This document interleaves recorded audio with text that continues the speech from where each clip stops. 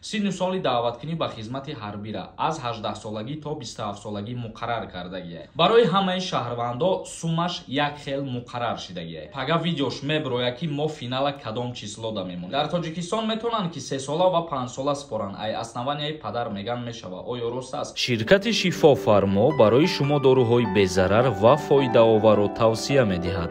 Миноксидил барои зиёд кардани риш ва мӯи сар, эпимедиумная паста барои зиёд кардани қувваи мард, инчунин доруҳо барои сангу намаки гурдаро нест кардан ва доруҳо барои фарбеҳ ё хароб кардан ва инчунин доруҳо барои нест кардани простатит. ҳатман аз номи канали мо муроҷиат кунед, тахфиф карда мешавад. рақамҳо дар рӯи экран. Ассалому алайкум ба ҳама тамошобинони барномаҳои канали Юрист Тиҷей, барномаҳои Сорбон Сафаров. Умедвор ҳастам ки тансиҳат ва хонаобод мебошен. Тамошобинони азиз, ҳатман дар канал обуна бошен. ҳама рӯза хабарҳои нава метонен ки аз канали мо дастрас кунен. чӣ хеле ки аз номи видео диден, аллакай медонен ки дар чӣ мавзӯъ суҳбат мекунем. ман ба шумо ваъда карда будам ки оиди хизмати пулакӣ дар ҷумҳурии Тоҷикистон видео мекунам. хоб, касое ки синни солшон ба даъваткунӣ ба хизмати ҳарбӣ расидагӣ ҳаст, яъне ки қонунгузории ҷумҳурии Тоҷикистон дар бораи хизмати ҳарбӣ ва уҳдадориҳои ҳарбӣ синни соли даъваткунӣ ба хизмати ҳарбира аз 18 солагӣ то 27 солагӣ муқаррар кардагие ва барои хизмати пулакӣ кардан ҳар нафаре ки хоҳишманд мебоша ба комиссариятҳои ҳарбӣ ноҳияи худшон муроҷиат мекунад. агар ки номнависаш кардан, баъдан дар суратҳисоби амонатбонк бо пардохт кардани 26880 сомон дар муддати як моҳ соҳиби ваени билет мешавад. мисол мегирем, агар бисёри нафарҳо савол метиҳанд ки чӣ гуна ваени билет дода мешавад. ваени билете ки 2 сол хизмат мекунанд шаҳрвандон дастрас мекунанд, дар тӯли як моҳ шуморам ҳамун ваени билета дастрас карда метонед.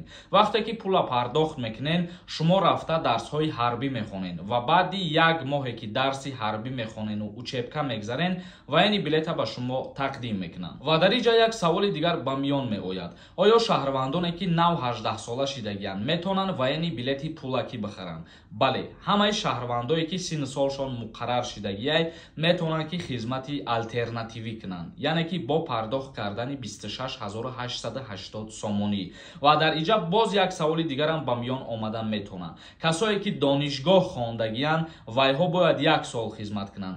барои ё чӣ қадар маблағ муқаррар шидагиай? барои ҳамаи шаҳрвандо суммаш як хел муқаррар шидагиай. дар ин бора дигар саволам натиҳен мешавад, чунки ягон гуфтаҳои иловагиам нест дигар ки мо қайд кунем.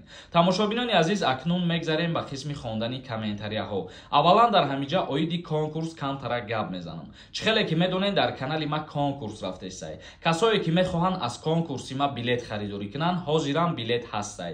ин ҳами картаи Сбербанк да сумтона партоин. ин карта ба номи Мунис Хуршедович мебошад. нархи як дона билет 200 рубла дар бар мегирад. касое ки аз ҳамада бисёр билет мехаранд, дар прямой эфир бо тариқи автоматӣ призшон метиҳем. призои иловагии конкурс барои бисёр билет харидагиҳо iPhone 12 Pro ва iPhone 13 Pro Max мебошад. чектона метавонед ки дар ин ҳами рақамҳои WhatsApp равон кунед. як дастгирии дигар кунед ҳамакасам, ман аз шумо боварӣ дорам. финал наздик омадагиай, пага видеош мебирояд ки мо финала кадом числода мемонем. шанса аз даст натиҳен, вақт кам мондагиай. ҳасанов Али нависондае: ассалому алайкум бародар, ман ягон ҷо официально кор намекунам. патентам якчанд рӯз пас тамом мешавад. ман ҳоло метавонам бо ягон роҳ трудовой договор бигирам, ҳаминҷа патента продлитиш кунам. илтимос ҷавоб тем. пешакӣ раҳмат.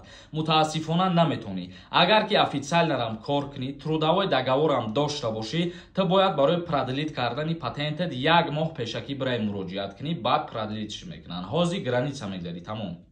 бачаи хуб нависондай: акаҷон ассалому алайкум, ман подписчики шумо, худо шуморо хор накунад. акаҷон мара 3 сол пеш депортум карда буданд, роим кардам, бо даромадам без проблема. намефаҳмиданд, ма вақте патент кунам қапиданд, ма дигар нарафтам хона, мегум равум дуюмбора депортум намекунанд. илтимос ответен. дар ҳолате ки муҳлати депортат ба охир нарасида, ту вориди Россия шидагӣ бошӣ ва агар ки дастгир кунанд, ҳамун муҳлата 2 баробар зиёд мекунанд. тоҷикбача нависонда: ассалому алайкум сорбон бародар, аллоҳ нигаҳбонат боша. Ман 7 январ документом тамом мешава. Агар граница гузарам Тоҷикистон абла ва ғам наметия дар аэропорт ё ки дар дигар ҷо. Раҳмат бародар. Илоҳо ҳамавақт зиндаву сарбаланд бошӣ. 7 январда ягон аму даъваткунӣ ба хизмати ҳарбӣ нестае. Даъваткунӣ ба хизмат аллакай ба анҷом расидагиай. Як каси дигар нависонда: ассалому алайкум бародар, ман мехостум як савол бутам. Ман двойной гражданинам. Ман мехоҳам военӣ билет бихарам ай Тоҷикистон. Мара дар Россия хизмат мебаранд. Илтимос ҷавоб ден. Ҳазор раҳмат пешакӣ. Дар ҳолате ки воени билет бихарӣ ва соҳиби воени билет бишай, дар Федератсияи Россия тра ба хизмати ҳарбӣ даъват намекунанд. Бобоназаров нависондай: ака дар бораи хизмати пулакӣ пурра маълумот медодӣ. Мо пурсидем, гуфтанд ҷон нест. Соли омада ҳам пур шудагӣ аст. Мо чӣ хел хизмати пулакӣ равем? Илтимос ҷавоб де. Пешакӣ раҳмат. Дар ин бора дар аввали видео ман ҳамаша фаҳмондам ки шумо мерен аввал муроҷиат мекунен. Агар ки номнавистон кардан ҷо боша, баъдан метонем пул пардохт кунен. вале дар ҳар призов шаҳрвандо бисёр хоҳишманданд ки пул пардохт кунанд. Ба ҳамин хотир ҷон нестай фикр мекунам. Пешакӣ чандин моҳ пеш рафта бояд шумо ариза бинависен. Баҳодур нависондай: ака бовар кун, чанд боро саволтон метам ҷавоб наметен. Зарур ай. Ҳамин савол монда ҷавоб тен. Зан ман Москва барам, хонада бишина, патент ё ягон документ дар корай кадан. Ҳамин саволда ҷавоб те ака. Пешакӣ раҳмат. Хоҳиш мекунам видеоҳоро то охирша тамошо кунен, баъд нагӯен ки ба саволи мо ҷавоб надодӣ. Бародари азиз, дар ҳолате ки ҳамсари хита вориди Федератсияи Россия мекунӣ ва мигратсиони карташ агар гости ба қайд бигирӣ, танҳо регистратсияш мекунӣ, тамом. Дигар патент ҳеҷ чиз лозим намешавад. Вале дар ҳолате ки мигратсиони картара работа қайд мекунӣ, ҳатмӣ ва зарурие патент доштан. Амиров нависондай: ака илтимос ҷавоб де. Дар Тоҷикистон метонанд ки 3 сола ва 5 сола споранд. Ай основанияи падар меган мешава. Оё рост аст? Вақте ки дар ҷумҳурии Тоҷикистон қарор дошта бошӣ, то вид на жительство споридани бошӣ, қабул намекунанд дар посольство. Дар Федератсияи Россия қарор дошта бошӣ, баъдан ҳуҷҷатҳоро қабул мекунанд. Кинг нависондай: акай сорбон меган мобилизатсия айсар боз сар мешава. Ростай ака, раҳмат барои ҷавобтон. Дар ин бора ягон чи тасдиқ шудагӣ нестай ҳозир. Фарҳод Тошев нависондай: ассалому алайкум, акай сорбон мегуфтӣ дар бораи алимент агар шароит надошта бошӣ чӣ кор бояд кард ва ҳамсари ман фарзандма дидан намемонад, чӣ кор кунам? Дар ҳолате ки шумо ба суд ариза менависонед барои акти никоҳа бекор кардан, дар ҳалномаи суд муқаррар шудагӣ ҳастае ки дидорбинии падар бо фарзанд дар тӯли як ҳафта 2 маротиба ё 3 маротиба чандин соатҳо ҷудо мекунанд ва ту ҳақ дорӣ ки фарзанди хита бубинӣ. Дар ҳолате ки оилаи ту нишон наметия фарзанда, метавонӣ ки аз болош ариза бинависонӣ.